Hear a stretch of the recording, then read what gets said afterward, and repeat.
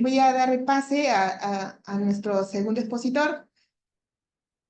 Vamos a compartir la pantalla un ratito para que lo puedan ver también los participantes que nos acompañan por Zoom. Ya tenemos 22 conectados y bueno, un tanto más en presencial. Seremos un poco más de 50 participantes y eso es un bastante agrado para nosotros los organizadores, ¿no? De que haya tenido acogida este taller.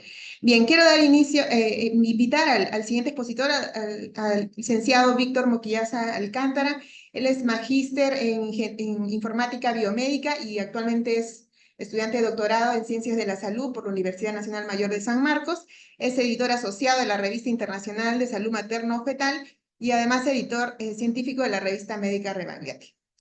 Él nos va a hablar sobre recomendaciones para redactar un artículo científico. Bienvenido, Víctor.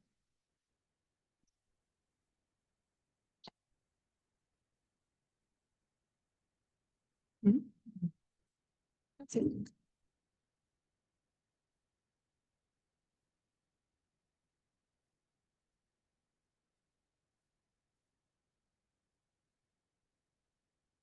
Bien, buenas tardes con todos. La verdad es que es un gusto para mí poder estar aquí presente, actualmente como parte de la revista Rebagliati y también en mi experiencia personal como creador de la revista internacional de salud materno-fetal, una revista que esperamos sea la segunda revista en salud materna indexada en Scopus. Justo ahorita estamos ya en la fase final, la última etapa, y esperamos en algunos meses tener una revista peruana más indexada. Asimismo, también brindando, digamos, mi experiencia o mi apoyo en la revista Rebagliati para que también pueda lograr estos grandes hitos y al final la ciencia crezca en todo el país. El día de hoy vamos a presentar lo que es las recomendaciones para redactar un artículo científico. No voy a centrarme tanto en la teoría de un artículo, o sea, la estructura y todo ello, sino netamente en el tema que es recomendaciones, ¿no? Desde mi experiencia, qué elementos pueden apoyar a que finalmente un artículo llegue a ser publicado.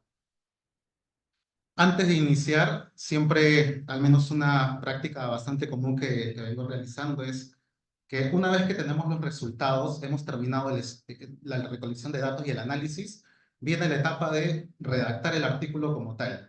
En esta etapa, algo muy importante es ver qué es lo que quiero comunicar, porque el resultado como tal va a ser único, ¿no?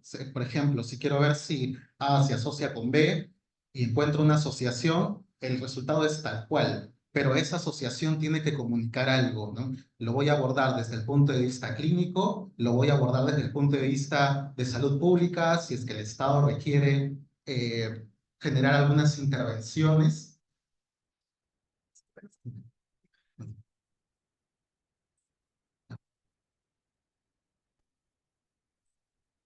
Entonces, es por ello algo que siempre sugiero tener esta reunión antes de empezar a redactar el artículo junto con el equipo de investigación. ¿Cuál es el mensaje que se va a brindar? Por ejemplo, en este caso, espera un segundo. Ok.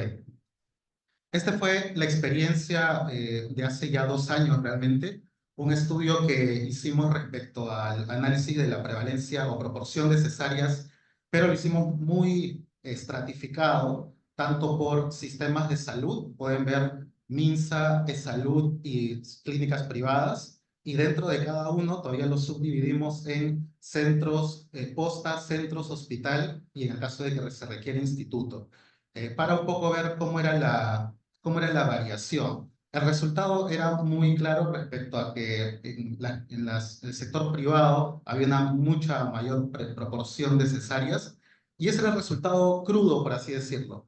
Pero ¿cuál es el mensaje que se va a dar con el artículo? Y en ese momento es como una lluvia de ideas de todo el equipo de investigación.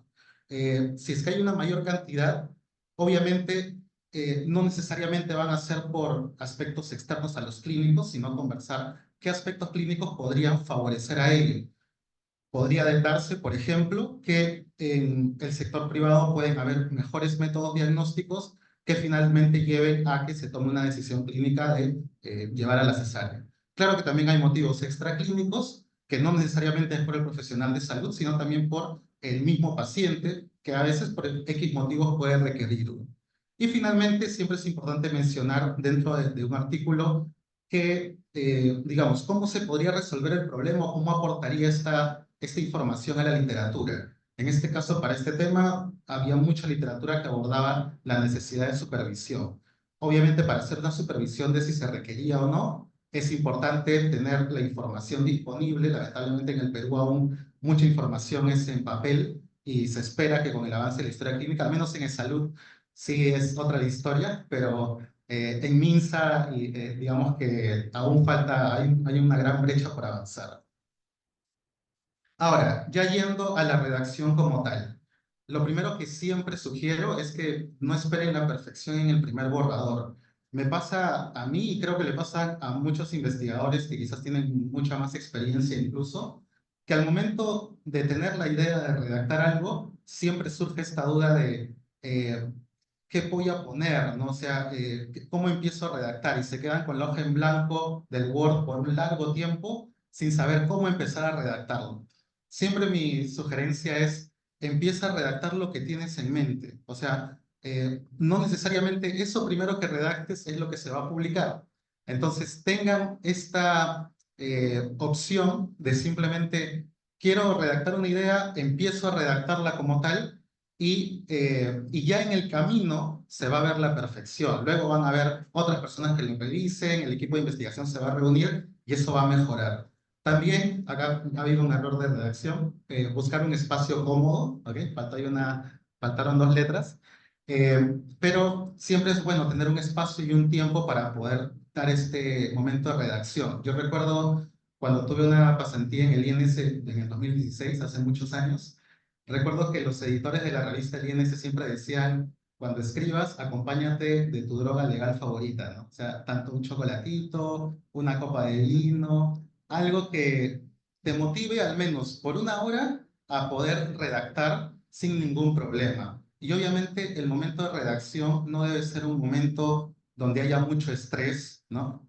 Ustedes, ya esto es algo muy personal, cada uno sabe en qué momento está más lúcido para redactar.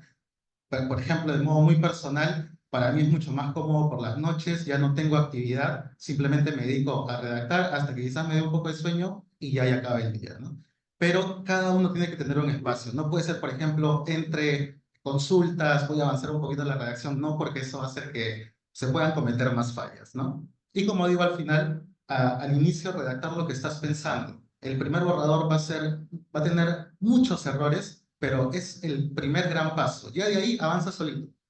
Ya los revisores, los compañeros del grupo comienzan a apoyar y el artículo va avanzando hasta llegar a publicarse.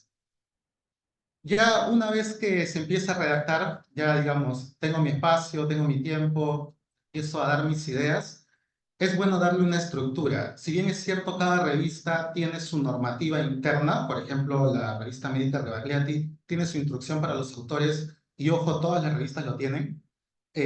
Siempre lo que yo sugiero es cuando se redacte, para evitar esto de, uy, tengo que cumplir lo que dice la revista o algo por el estilo, es algo, una opinión muy personal, es denle la estructura general de todo artículo. Todas las revistas nos basamos en una norma general. Hay la norma, el Comité de Editores de Revistas Biomédicas, que es un gran comité internacional, son quienes rigen esta estructura. Todas las revistas en salud nos regimos a esta, la INS, las revistas internacionales, absolutamente todas. Entonces, ¿qué es lo que les sugiero? Redacten en el esquema general y de ahí adáptenlo a la revista de su interés. Esto también, ¿por qué creo yo que puede servir? Porque si envío a una revista, y es lo realmente a veces lo más común, es que la primera revista te rechace, ¿no? Yo personalmente tengo más artículos rechazados que publicados porque digamos que es lo más habitual en investigación de que no, que yo envío y ya estoy seguro que lo van a aceptar. Siempre hay rechazo, observaciones, algo por mejorar. Entonces, imaginando que me lo rechazan, ya tengo mi estructura en el formato general, puedo adaptarlo a otra revista.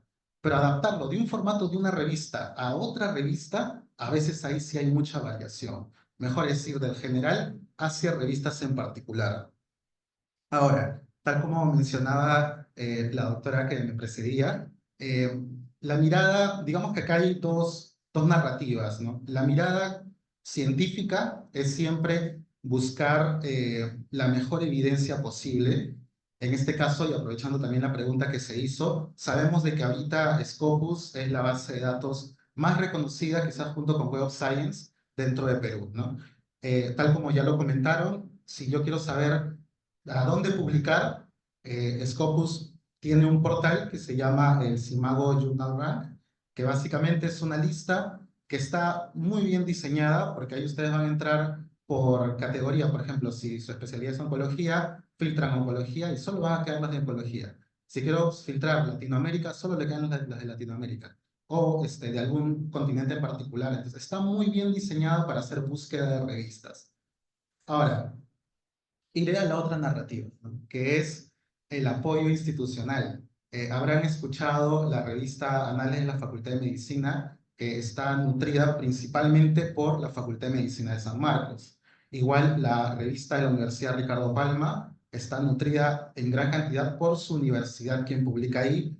Lo mismo, justo hace unos meses se publicó la revista Horizonte Médico, se indexó Scopus, porque gran parte de su universidad comenzó a publicar ahí. Hay que tener en cuenta que las indexadoras revisan calidad, pero también revisan cantidad. O sea, una revista que tenga muy buena calidad, pero solo publique 3 artículos en cada número, no va a ser indexada.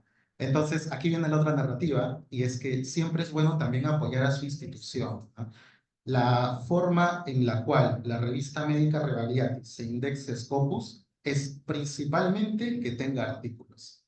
Ya de ahí viene lo demás, que es que el equipo editorial haga una revisión exhaustiva, que se busquen revisores pares competentes, que tengan experiencia en investigación, pero si no hay artículos, que es el suministro, no va a poder llegar a ser indexada. Entonces, por eso digo que acá hay dos narrativas, hay que buscar lo mejor, es cierto, pero también hay que fortalecer digamos, el contenido institucional para lograr las metas que tenemos planteadas.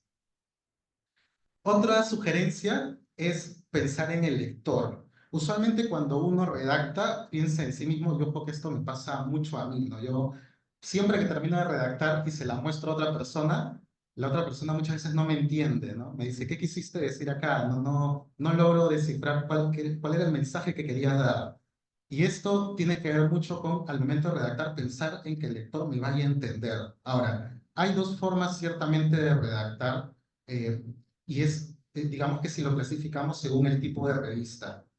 Se menciona que si se va a publicar en una revista general, esto quiere decir donde publican todas las especialidades, lo ideal es que sea un lenguaje, primero, bastante conciso y de evitar tecnicismos. ¿Por qué? Imaginando que alguien va a publicar, se me ocurre, ¿no? Preeclampsia, que es algo como que de una especialidad. Eh, y lo publica siendo muy técnico solamente para que quizás los ginecobstetras puedan entenderlo. Esto va a hacer que, por ejemplo, alguien que lee la revista médica Revaliati, cuando llegue a ese artículo simplemente no lo va a poder entender. O lo va a entender algunas partes, pero el artículo toma términos muy específicos de la especialidad. Entonces, cuando se publica en una revista general, siempre lo más recomendable es tratar de buscar un lenguaje sin tanto tecnicismo y siempre buscando dar definiciones, teniendo en cuenta que no necesariamente el público me va a entender porque quizás no es de la rama en la que estoy publicando. No tengo ahorita, eso fue algo muy curioso porque en la mañana entré justo a la revista del INS y vi que se había publicado un artículo sobre preeclampsia. No sé si habrán escuchado esta herramienta del Full Peers, es para pronosticar la preeclampsia mediante algunos criterios. Vi que en la revista INS se había publicado y me pareció muy interesante porque abordaba un tema clínico, pero en la revista INS, que es muy de salud pública, lo abordaba desde un lenguaje muy sencillo. Lamentablemente, luego al mediodía, que quise añadir para complementar la información, ya no estaba el artículo. Imagino que la revista INS lo ha retirado un momento para hacer alguna edición y lo va a volver a poner, así que imagino que en estos días va a volver a aparecer. Muy diferente va a ser cuando se publique en una revista especializada, ¿no? Si, por ejemplo, la revista de gastroenterología del Perú, que tiene muchísimos años en Scopus, si es que un gastroenterólogo publica en esta revista, ahí sí se puede dar esta licencia de usar términos muy técnicos, porque obviamente se me ocurre, ¿no? Quizás un nutricionista no va a leer la revista de gastroenterología o un neurólogo no va a tener mucho interés por leerla. ¿Quiénes van a leer la revista de gastroenterología? Los gastroenterólogos. Entonces, van a poder entender estos términos que se utilizan, ¿no? Entonces, ahí puede variar un poco la forma como se redacta pensando en el lector, si va a ser general o si va a ser especializado. Lo otro es ser directo y evitar información irrelevante, ¿no? Para esto he traído algunos ejemplos basados en mi experiencia como revisor para algunas revistas. Este artículo abordaba cómo determinar el peso mediante inteligencia artificial. La justificación era que habían algunos pacientes, personas quizás muy mayores o con alguna enfermedad en particular, en las cuales es difícil ponerlas en una balanza y calcular el peso exacto. Entonces crearon un algoritmo de inteligencia artificial para predecir el peso. Yo vi el título y dije, bueno, en la introducción yo lo que quiero saber es por qué es importante el peso en el paciente, ¿no? Porque es lo que está evaluando, y por qué se debería medir el peso con inteligencia artificial. Sin embargo, había justamente un párrafo, como lo observan, que dice, el promedio de peso varía según los continentes, siendo el mayor en Norteamérica, el menor en Asia, habla de los porcentajes en Latinoamérica, menciona el peso promedio en el Tongo y en Bangladesh. En líneas generales, el saber los pesos de los otros países no aporta directamente a este estudio, ¿no? Si el estudio fuera, quiero evaluar la variación del peso entre hospitales, MINSA, salud privados, bueno, ahí puede ser. Estoy viendo cómo varía el peso entre lugares. Entonces voy a poner de otros países para también hacer la comparación.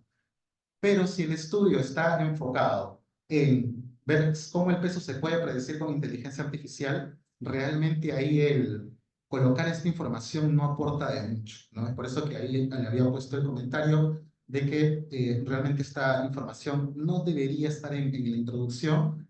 Y quizás acá me detengo un poco, me había olvidado comentar, para qué yo quiero que el lector entienda lo que quiero comunicar, ¿no? ¿Para qué estas sugerencias? Porque recuerden que la finalidad no es solo publicar, o sea, publicar en una revista de Scopus, por ejemplo, no debe ser la meta final. La meta final debe ser que obviamente nos citen. Si es, yo puedo publicar 100 artículos en Scopus y si nadie lo lee y nadie lo utiliza, realmente hasta me sentiría un poco mal porque siento que mi información que he publicado no tiene mucha validez, no tiene mucho impacto, quizás nadie, no aporta nada nuevo, nadie lo está utilizando. Entonces, es por eso muy importante estas métricas que son, por ejemplo, las citas, ¿no? ¿Cómo hago que me citen? Lo primero es que me entiendan, ¿no? Si, por ejemplo, un lector, un experto en inteligencia artificial, está viendo este artículo, le parece muy interesante, y este párrafo aparece en la introducción, ya desde ahí va a empezar a decir, como que no me está gustando el artículo, y es muy fácil en Internet cerrarlo y en PubMed pasar al siguiente. O sea, es muy rápido poder cambiar de información y es por eso importante, si el autor entró por este tema, mantenerlo en ese tema hasta el final, para no perderlo porque ese es su interés. Ahora, otros ejemplos. En una parte decía en un artículo de lactancia materna, en el Perú la lactancia materna exclusiva aumentó a más del 57% en el 2020. Más del 57% puede ser 58, 59, como puede ser 99, 100. O sea, son valores muy, muy inexactos. Entonces, algo que siempre se sugiere es, tal como aparece arriba, ser directo con los valores que se van a mencionar. No vale esto de el porcentaje de anemia es alto, la prevalencia de tal enfermedad fue baja durante el último mes. Estos son datos que no son directos en lo que se quiere decir. Aprovechemos en poner el porcentaje exacto. Luego, otro ejemplo es el peso corporal. Podría definirse como la medida de la masa, etcétera. ¿Para qué poner palabras extras? ¿Para qué? Había una frase que no la llegué a encontrar, pero la leí hace mucho tiempo, y es que en redacción científica no se busca grandes elocuencias en el texto, ¿no? No se está leyendo un poema, un texto, una novela, sino lo que se está leyendo es algo puntual. ¿Qué es lo que se ha encontrado? Entonces, ser muy conciso en el peso corporal es, y listo, la definición. No buscar incluir palabras para hacerlo más extenso. Además, como comentario, recuerden que las revistas tienen límites de palabras. Entonces, poner palabras de más finalmente nos afecta a nosotros porque hace que pongamos menos ideas. Luego, el uso de redes neuronales puede contribuir a generar modelos predictivos eficientes, pudiendo completar la toma de decisiones. Cositas como esas hacen que al final un editor, por ejemplo, devuelve el documento para que se corrija, ¿no? Siempre el editor va a poner la observación, eso no se preocupen. Lo bueno de que te rechacen es que te envían con todos los motivos por los cuales están rechazados, entonces uno puede ahí corregir. Pero hay que tratar de evitar incluir estas palabras. Yo recuerdo, no sé si, bueno, quizás lo conocen al doctor Franco Romaní, parte de la revista del INS. Justo cuando yo estaba haciendo mi rotación, en el INS estaba haciendo mi tesis. Y yo recuerdo que le presenté mi tesis y él en la primera página encontró todos estos errores y me lo comenzó a tachar y fue como que corrige y vuélvemelo a mostrar, ¿no? Él en toda su experiencia que tiene editando revistas. Entonces tratemos de acortar estas palabras para ser más concisos en lo que queremos mencionar. Luego, esto he obviamente puesto en negro para borrar datos, porque imagino que el artículo que he observado se va a publicar en algún momento, luego que se corrija. Notarán, no sé si, notarán que en la tabla hay un valor que es de 5,49, que es el porcentaje. Y luego, abajo, me ponía una figura y los mismos datos de las tablas me los ponía en la figura. Entonces, justamente, digamos que ahí uno de los dos está sobrando. O bien se pone la tabla, o bien se pone la figura. Pero una sugerencia es que no se ponga, que no se repita la información en ambos lados. Además, ya, digamos, yendo más allá de las tablas y las figuras, si una tabla o una figura yo la puedo mencionar en texto, háganlo en texto. ¿Por qué? Porque al final, los artículos recuerden que tienen un límite de tablas y figuras. Hay que aprovechar las tablas y figuras. Cuando uno termina un estudio, a veces se queda como que con 10 tablas y dice, ¿cuál publico? Entonces, ahí algunas tienen que convertirse en texto. Y la segunda recomendación es que no repitan los resultados. Si ya pusieron algo en una tabla, ya no lo repiten en una figura porque están malgastando las chances que les ha dado la revista. Luego, otra sugerencia es ordenar las ideas. Les voy a poner primero el ejemplo errado, por así decirlo. En un primer párrafo mencionaba el peso reducido o elevado es un indicador del estado de salud, que forma parte de diferentes ecuaciones matemáticas. Y comenzaba a hablar sobre las ecuaciones matemáticas para estimar el peso mediante inteligencia artificial, ¿no? En el segundo párrafo mencionaba la determinación del peso corporal mediante ecuaciones matemáticas ha sido explorada y comenzaba a mencionar los autores que han generado estas fórmulas matemáticas. En ambos párrafos me hablaba sobre un mismo tema, ya que en redacción hay una norma, por así decirlo, que se mantiene oculta y es que siempre es un párrafo, una idea. Si yo tengo la idea, mi primera idea es hablar sobre las fórmulas matemáticas que hay sobre el peso, dedico un párrafo a ello. Ya ahí queda la destreza del redactor de cada vez todo lo que quería decir, hacerlo muy, muy conciso. Aquí les doy un ejemplo, por ejemplo, si tuviera que redactar sobre prevalencia de anemia en el Perú, siempre hay que ordenar qué es lo que voy a mencionar, ¿no? Lo primero siempre es la definición, eso está como ya escrito en todos los lugares. Luego se podría hablar, por ejemplo, si yo voy a hablar sobre la prevalencia, que es un porcentaje, ¿cómo es el porcentaje en otros países? Un poco para hacer la comparación. Luego quizás hablar sobre las consecuencias de la anemia en el Perú y finalmente sobre la importancia o la justificación para terminar la introducción. Justo en estos momentos, o sea, en estos meses, estamos terminando de redactar un artículo sobre infertilidad. Estamos viendo el tema de infertilidad durante el 2023. Y les traigo el borrador tal cual como cuando nos reunimos y dijimos, ya, ¿qué vamos a redactar? La introducción básicamente pusimos, ya, lo primero, ¿qué se sabe sobre la infertilidad? Siempre el primer párrafo es la definición. De ahí pusimos, ya, infertilidad. ¿Qué queremos hablar sobre la infertilidad? ¿Qué idea queremos dar? Primero, las prevalencias de infertilidad en el mundo. Un resumen de diferentes países. Luego, la prevalencia de infertilidad, cómo varía entre hombres y mujeres y entre la infertilidad primaria y secundaria. Y porque el tema general es prevalencia de infertilidad en el Perú. Y lo último era qué se sabe sobre diferentes determinantes sociales, porque parte de los resultados se veía de que la prevalencia de infertilidad es mayor en según algunas características. Entonces, ver cómo estas características pueden influir. Finalmente, qué no se sabe y, por último, aportes. Hay algo que lo mencionan realmente muchos textos y es que siempre se divide la introducción de esta forma. ¿No? ¿Qué se sabe, qué no se sabe y qué aportes hay? Con aportes me refiero a la justificación. ¿Para qué es importante leer este artículo? Ya por ahí pueden haber algunas variaciones, algo que es muy, muy personal. quizás lo van a notar si por ahí ven algún artículo mío, y es que yo siempre trato de poner todo en 3 párrafos, porque yo siempre pensando en el lector, yo digo, el lector no tiene tiempo, entonces no se va a leer 5 párrafos, porque a veces veo algunos autores que mencionan, no, pero hay que poner 5 para tener más ideas y cuadrar mejor lo que queremos decir, pero siempre siento que ya en el 4 párrafo de la introducción, el autor se va a aburrir, lo va a cerrar y lo va a pasar. Además que el autor está ahí, el lector está ahí por los resultados, no tanto por la introducción. Entonces trato de evitar eso y es por eso que siempre mantengo este esquema para poder redactar los manuscritos. Lo siguiente es evitar subjetividades, ¿no? Esto como, por ejemplo, la lactancia materna exclusiva fue intervenida por los sucedáneos, con los sucedáneos. Felizmente, las últimas décadas, sabemos que está bien que se cambie, ¿no? Del sucedáneo, quizás a la lactancia materna exclusiva. Podemos estar felices por ello, pero eso no tiene que aparecer en el artículo. O sea, en el artículo no puede haber criterio de subjetividad del autor, porque lo que para ti es felizmente, para otro no va a ser felizmente, por ejemplo, los laboratorios.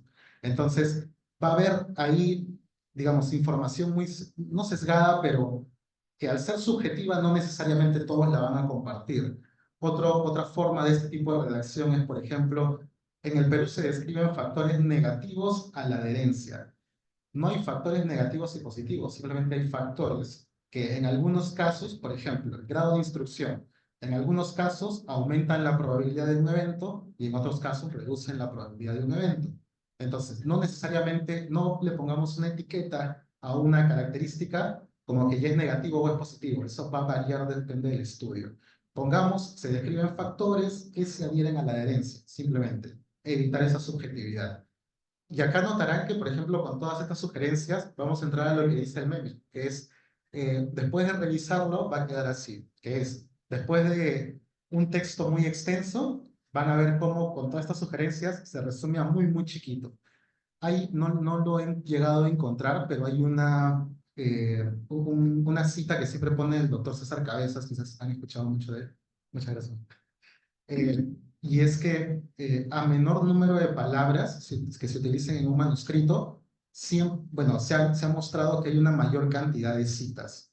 Yo entiendo esto por el hecho de que, bueno, los lectores no quieren leer tanto, ¿no? Tienen un tiempo muy limitado. Entonces, por algún motivo, estos artículos que son muy breves, muy concisos, obtienen mayores lectores, inherentemente a mayor lectores van a haber un mayor porcentaje de personas que citen el manuscrito. Y eso obviamente le favorece a ustedes porque aumenta algo que se llama índice H, que quizás por ahí pueden buscarlo, que es como no solo es cuánto publicas, sino de lo que publicas, cuánto te citan. Y ese es como el indicador final de la investigación. Lo siguiente es buscar una revisión por pares.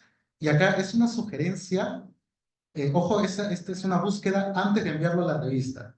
Pero es una sugerencia que a veces es un poco complejo de encontrar porque a veces todo el equipo redacta y busca un par, pero a veces el par del mismo equipo ya sabe el artículo, entonces no da mucho aporte. Hay esta sugerencia de muéstraselo a una persona externa para que te pueda dar un feedback que puede funcionar, pero acá, claro, aquí el reto es encontrar a una persona externa que le interese el tema, porque a veces lo ve y dice, como que aburrido leer el artículo que ha escrito mi compañero para decirle si entiendo o no. Entonces, es un poco complejo, pero finalmente es una sugerencia. Si lo encuentran, si encuentran un par, es bienvenido. Por ejemplo, una experiencia de hace muy poco, se estaba haciendo un artículo sobre establecimientos de salud que brindan cierto servicio y ya estábamos terminando el manuscrito y con el equipo se nos ocurrió realmente en las últimas fases del artículo incluir a un investigador que realmente tenía mucha experiencia en ese tema y obviamente la idea era incluirlo y que este investigador también aporte, no es brindarle la autoría porque sí.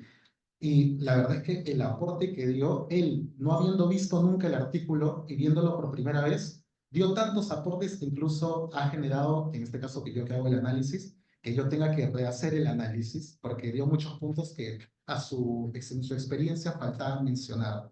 Entonces, siempre este acto de buscar la experiencia de otra persona que en el mejor de los casos no haya leído el manuscrito, siempre es bastante provechosa. Este proceso justamente de revisión de búsqueda de pares, ¿dónde lo podemos encontrar? En eventos científicos. Recuerden el INS, bueno, también en salud, no voy a decir solo en Revalidati, porque también, por ejemplo, a veces el IEXI u otros hospitales de salud hacen congresos y permiten que el investigador vaya y presente un póster.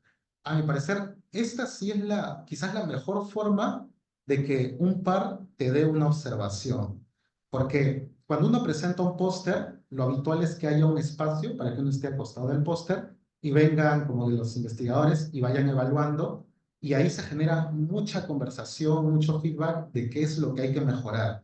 Y la verdad es que ahí sí se obtiene, digamos, que estas observaciones de personas que nunca han visto el manuscrito, lo ven por primera vez y pueden mejorar el texto. Entonces, siempre los animo a que antes de publicar, siempre se participe en un congreso, muestren sus resultados y ahí vean qué feedback pueden obtener de parte del público.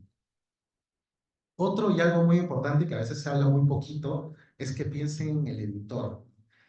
Yo como parte de la revista y habiendo apoyado también a otras revistas, siempre sufro con esto de, por ejemplo, cuando envían un documento y está en PDF, ¿no? Yo sé que no puedo pasar ese documento en PDF, pero a veces el artículo está muy bueno. Entonces, ¿qué hago? Tengo que responderle al autor, por favor, envíamelo en Word y que el autor lo vuelva a enviar. A pesar de que es un procedimiento que parece sencillo, toma tiempo, porque si lo hubiera enviado en Word, ya se estaría pasando a la revisión por pares y se podría publicar pronto. Pero a veces se le reenvía al autor para que lo cambie a Word y el autor revisa su correo después de un mes, pensando que ya están sus observaciones, pero no, se le está diciendo que lo cambie a Word. Entonces, cuando envíen un manuscrito, piensen en el editor. Recuerden que el editor es una persona que da su tiempo, a veces libre, para poder gestionar una revista. Muchas veces no es remunerado. Creo yo, en el país, ninguna revista es remunerada por el cargo de editor.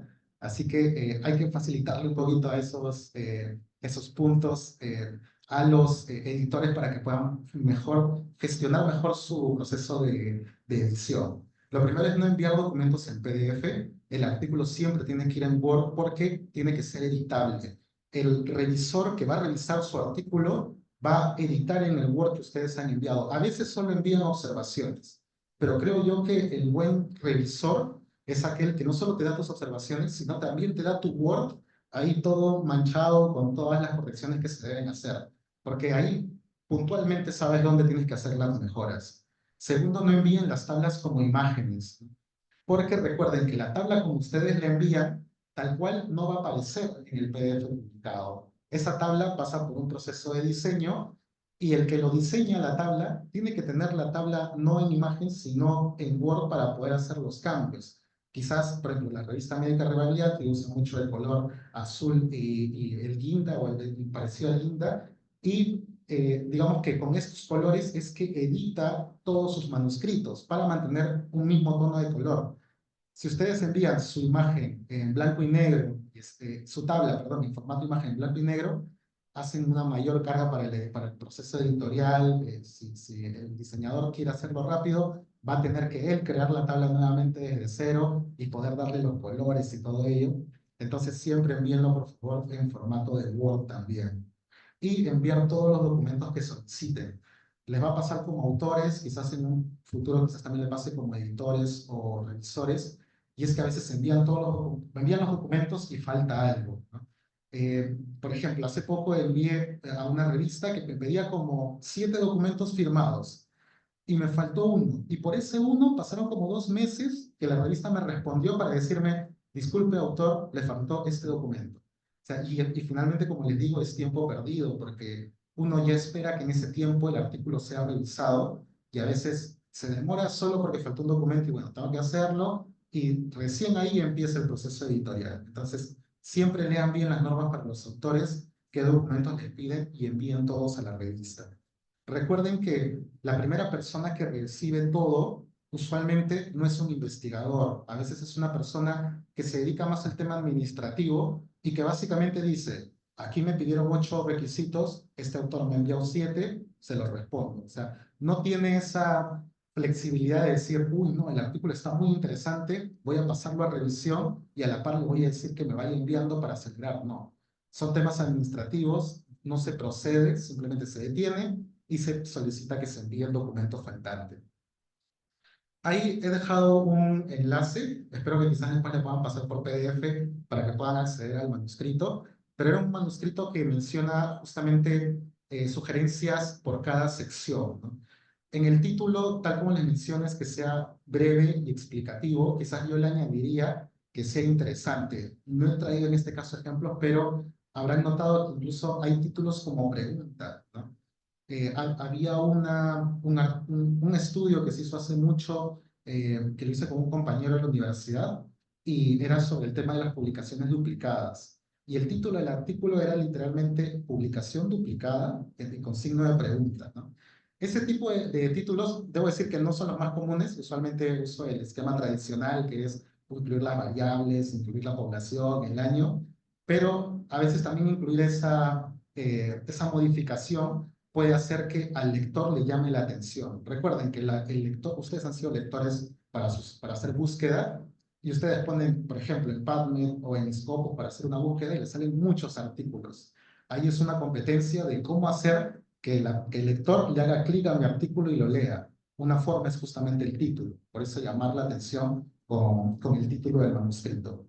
Lo segundo es la autoría. No modifiquen su firma en cada artículo. Con la firma no me refiero a la firma escrita, sino a lo que me refiero es su nombre y apellido. Como saben, cuando uno envía el artículo, uno puede elegir cómo quiere que finalmente aparezca en el manuscrito. Por ejemplo, si me llamo, voy a inventar un nombre, Juan Pérez Godoy, yo puedo decir que solo aparezca Juan Pérez, o que aparezca Juan Pérez Godoy, o que no aparezca mi segundo nombre, o que sí aparezca mi segundo nombre. Esa variación la decide el autor. Pero ¿qué es lo que pasa? Por ejemplo, yo soy Víctor Hugo Moquillas Alcántara. Si yo en un artículo publico como Víctor Moquillas Alcántara, en el otro como Víctor Hugo Moquillaza, en otro como Víctor Alcántara, que a veces en Scopus me han indexado así, lo que sucede es que yo puedo tener 10 artículos, pero parece que son de 5 autores, porque todos tienen la firma diferente. Nosotros diremos, pero es el mismo, ¿no? O sea, tiene el mismo apellido. Sí, pero a nivel de data, o sea, de informática, metadatos, son personas diferentes, porque uno era Víctor Hugo Moquillaza y el otro es Víctor Moquillaza Alcántara. Son personas diferentes para los metadatos. Entonces, siempre que publiquen con su nombre, manténganlo tal cual. Si desde el inicio publican con su nombre y sus dos apellidos, así háganlo siempre. No hagan estos cambios durante el tiempo. Porque luego también es todo un trabajo pedirle Scopus que por favor, un artículo que yo publiqué está siendo publicado por otro. Por ejemplo, hay una autora que se llama Hermosa Moquillaza. Y a veces me sucede que a mí me ponen sus artículos, los Scopus, me aparece, me envía, ¿no? Se ha indexado un nuevo artículo en tu cuenta y no es mío. Y asimismo, en la lista de ella aparecen artículos míos. Entonces, se puede solicitar el cambio. Scopus tiene una forma de pedir el cambio, pero igual toma un tiempo. Entonces, mejor desde el inicio, todos mantengamos el mismo nombre. Respecto al resumen, mencionemos los aspectos más relevantes. Si mi estudio era evaluar asociaciones, ya no mencionen las prevalencias, las proporciones, porque realmente el lector no ha entrado por eso. Digamos, el lector ha entrado a ese resumen por su título, que era evaluar si A se asocia con B. Entonces, los resultados hablen sobre eso. Digamos que, como les dije al inicio, mantengan al lector dándole el gusto con el cual él ingresó. Si él ingresó para ver un estudio de efectividad, mantengámosle con los resultados de efectividad. Ya no mencionemos datos externos o datos que se acompañan al artículo que no sean realmente del título central. Respecto a la introducción, no muy extenso, el mismo artículo me da la razón, y es que se utilizan recomendablemente 3 párrafos. Digo que se pueden utilizar más. O sea, he visto autores, investigadores muy reconocidos que están acostumbrados a 5 párrafos, y ya eso dependerá de cada uno de los autores. Respecto a los métodos, exponer detalladamente cómo se realizó el trabajo. En la introducción, en los resultados, en la discusión, conclusiones, uno puede ser muy breve respecto a algunas cosas para evitar justamente el conteo de palabras, para evitar que un artículo sea tan extenso y nadie lo lea. Pero en la metodología o material y métodos es donde sí o sí deben ser bien detallistas. Justamente la calidad de un artículo finalmente se define por la metodología. Entonces, claro, pueden ser muy breves por buscar que mucha gente lo lea, pero si la metodología no dice mucho, el lector simplemente va a pasar al siguiente artículo, ¿no? Respecto a los resultados, como les mencioné, no repetir información. y no dar mi opinión sobre los resultados, ¿no? Si encontré que A se asoció con B, no mencionar menos mal que se encontró una asociación, no, o sea, eso ya es muy subjetivo, dar el resultado como tal. Respecto a la discusión, incluir limitaciones, a pesar que ya esto está descrito en muchos lados, siempre existe este temor de mencionar las limitaciones, ¿no? Es como, me pasa con los alumnos, que a veces yo le digo, pon las limitaciones, lo reviso y no lo ponen, y yo le digo, ¿por qué no las pusiste? Y me dicen, no, profesor, es que van a pensar que está mal el trabajo, ¿no? O sea, si yo pongo en mis limitaciones que tengo tales sesgos, van a decir que el trabajo está mal y no lo van a publicar, y es al contrario. Recuerden que a nivel de investigación, ya hablando un poco de ética, la única validez que tiene el investigador es su palabra, porque uno en un artículo puede poner lo que sea y la gente le va a creer, porque está en el artículo. Entonces, la palabra del investigador es finalmente lo que más vale. Si se demuestra, por ejemplo, como ha pasado, que un artículo ha sido falsificado o ha habido mañas por ahí en el aspecto ético, habrán visto grandes ejemplos de investigadores que se han caído y es muy difícil levantarse de eso porque ya tienes esa marca, ¿no? De cometiste una falta. Entonces, es mejor visto a nivel científico que un autor ponga sus limitaciones, porque se ve como que yo soy autor y te digo acá todo lo que me puedo haber equivocado. O sea, es como que el investigador es transparente con el lector y le dice, puedo haber cometido todos estos fallos. Puede ser que la medición de esta enfermedad no la hice con el gol estándar, la hice con el que tenía mi hospital, por ejemplo. Quizás la respuesta del paciente tiene sesgo de memoria porque le estoy preguntando algo que pasó hace 2 años. No sé, pueden haber muchos sesgos en el estudio, pero hay que declararlo en el manuscrito. Más bien, el lado contrario, cuando el autor no declara ninguna limitación, ya es ahí donde se generan las sospechas, ¿no? Es ahí donde uno dice, qué raro que el artículo sea tan perfecto, y comienza ahí a generar la sospecha de qué puede haber pasado, ¿no? Hace poco recuerdo un ejemplo, este fue un caso de estudiante, en donde justamente no se mencionaban limitaciones y justo en la búsqueda se dio que al final el estudiante había falsificado la información. Entonces, claro, no tenía limitaciones porque no había vivido la experiencia de la recolección, del sesgo de memoria, de todos los sesgos que puedan haber, porque él simplemente se había generado las tablas. Entonces, esa falta de generar limitaciones genera mucha sospecha. Pongan todas las limitaciones que puedan existir y como comentario adicional pongan también cómo lo resolvieron, porque también se ve un poco mal que coloque tuve este sesgo y lo dejé ahí. No, o sea, también cómo busqué resolverlo como investigador. Finalmente, no generar conclusiones en base a que no estén respaldadas por tus resultados, ¿no? También añadiría aquí no generar conclusiones subjetivas, ¿no? Si encuentro una prevalencia de una enfermedad que dice 40%, evitar estas frases de la conclusión es que la prevalencia fue alta. O sea, ¿cómo me estoy basando para determinar que es alta o baja? Traten de ser puntuales con los datos y no generar esta información que alta para nosotros puede ser alta, pero para otro país puede ser baja. Entonces, hay que tratar de mantener esa línea en la redacción. Eso sería todo. Muchas gracias. No sé si hay alguna pregunta.